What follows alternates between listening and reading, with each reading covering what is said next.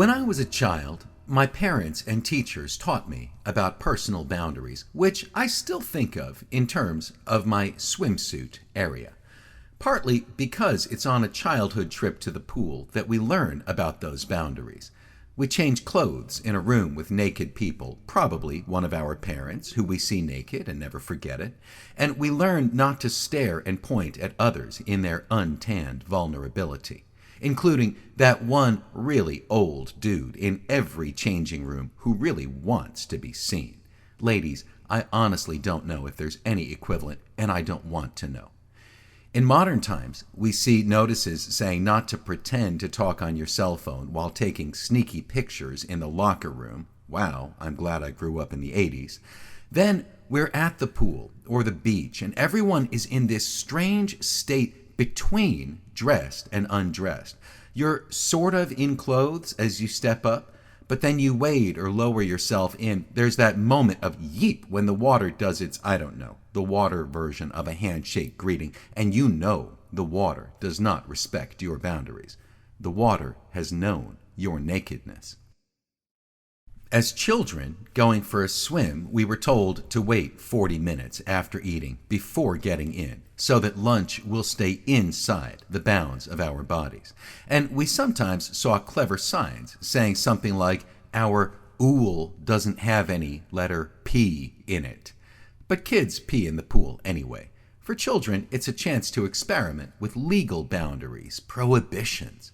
Will something happen? Will the Olise show up? Nope, except the person next to you might ask if the water got warmer. And, not to get disgusting here, but when we actually think about it, we know that all of the water in the pool and the ocean is urine. Every drop has been drank and sprayed by whales and jellyfish, elephants, orangutans, dogs and cats and squirrels and people. All of the world's water has been urine at some point. And even His Imperial Majesty the Pope can't bless that away. Babies get baptized, and that water in the baptismal font has passed through bodies. Maybe Jesus, maybe Muhammad, Mother Teresa, Sitting Bull, maybe Madonna, and a Tyrannosaurus Rex. Consider any drop of water, speck of mist, or look at a single snowflake. Think about where it's been. It'll blow your mind. I was the blood of Caesar. I was sweated out by Muhammad Ali. I was a tear of Harriet Tubman, and I got pissed off by Eminem. I'm not here to gross you out. All the world's water has passed through animals, but nature also cleans the water with evaporation into the clouds above, and also water treatment facilities we call plants, by which I mean biological plants. Rain comes down, then passes through roots and accumulates in berries, coconuts, tomatoes, onions, nature's way of purifying the water. I would not drink a cup of rainwater from this area, but an apple grows in my front yard and I'll eat it. I know nature has purified that water. Ironically, the water in our baptismal fountains has been cleaned by forbidden fruit.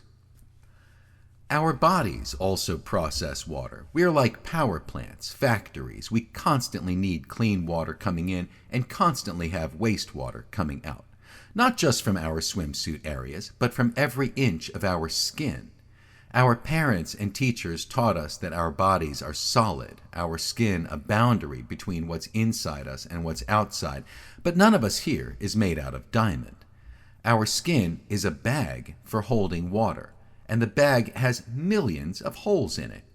While you and I sit talking about our political views, or wisely talking around them, water is passing through my skin. You are breathing it. Water is passing through your skin. I am breathing it. We are exchanging fluids. When you smell someone, that's not a supernatural spirit floating in the ether. It's water from their body carrying flakes of skin into your nose and lungs and blood. Also, I sometimes spit when I talk, so if your mouth is gaping open in shock at my ideas, you might want to take a step back. Our parents and teachers taught us about boundaries, but in a biological sense, those boundaries don't exist.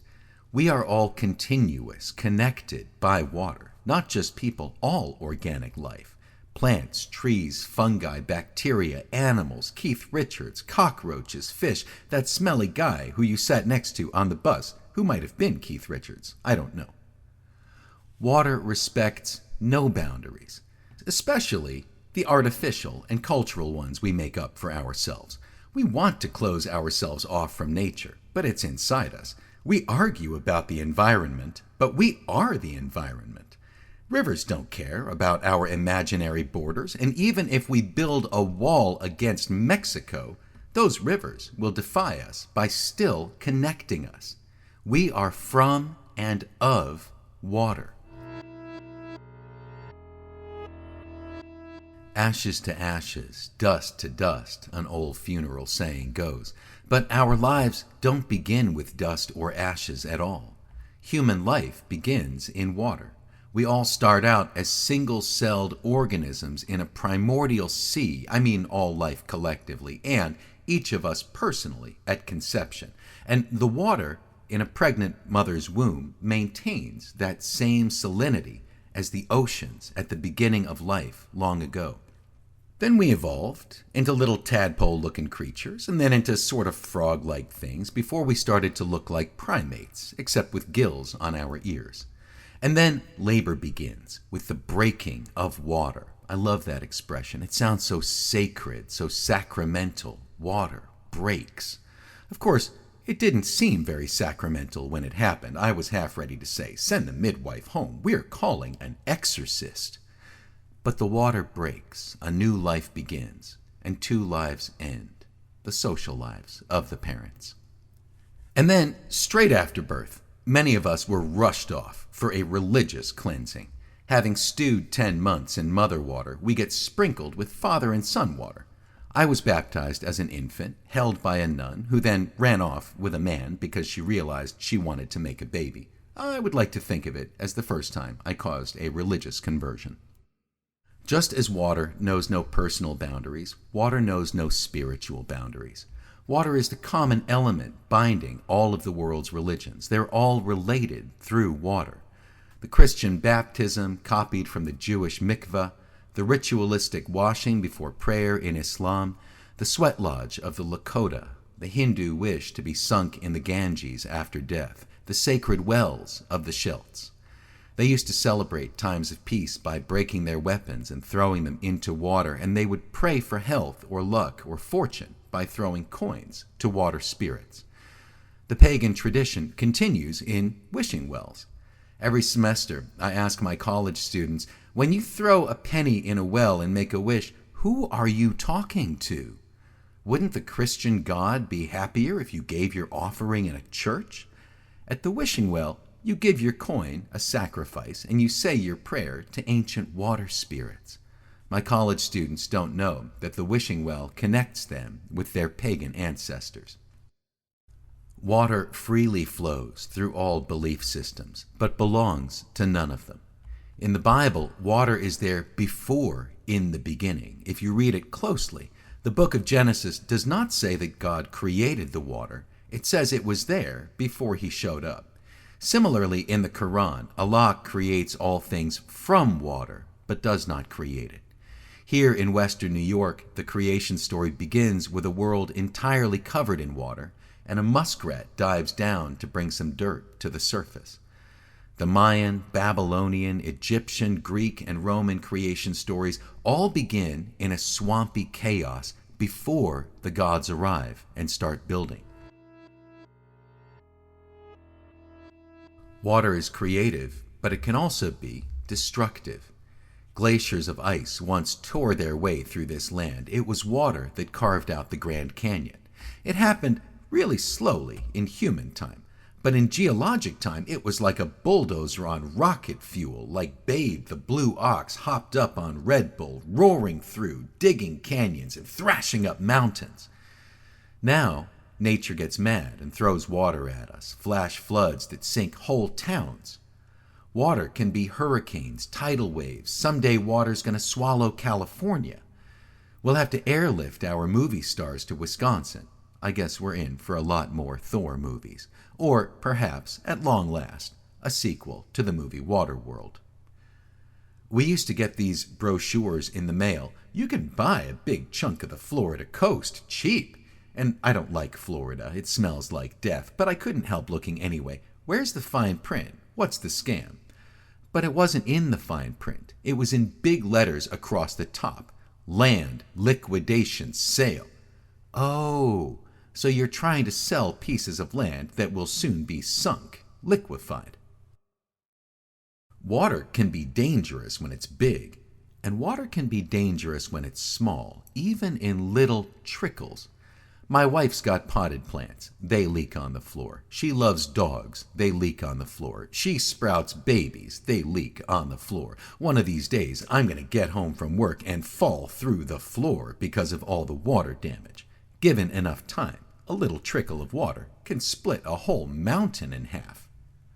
Water can drive you crazy. It's been used as a torture device for centuries. Dunking witches, Japanese drip torture, waterboarding. Water has suggestive powers too. Deep psychic powers of suggestion. Like if I were to say, imagine, envision Niagara Falls, all the water flowing, fluid tons of water gushing, rushing, crashing down. And now everybody feels like they have to go to the bathroom. Sorry, I'll try to get to the ending of this soon. Water, what would we be without it? A little pile of dust and bone. And each of us has water sources that are sacred to us. Maybe just the bathroom sink where you ritualistically begin and end your day by brushing your teeth. Maybe the shower where you go to recharge your electricity and collect your thoughts or sing like nobody can hear you. Maybe a toilet. Maybe the kitchen faucet where you wash dishes and mumble about the injustices of the world. Maybe a river or lake where you like to walk and talk to yourself or with someone else. Maybe an ocean where you go to get a sense of perspective. All water is sacred, and all water is part of all of us. And we are part of the water. It connects us with all living things, not just across personal and cultural boundaries, not just across species boundaries, but across time. Water knows no boundaries of time. The past, the present, and future are all coexistent in a single drop of water. The fluid in our bodies today will not be the same fluid there tomorrow, but the water we borrow and carry at this moment has been the life of creatures past, and it will be the life of creatures yet to come. This has been Animal Magic. I have been Jay Snodgrass, and at some point I will be again, I hope. Thank you very much for listening, and I hope you'll, whatever, you know, I hope you'll show up again sometime. Thank you.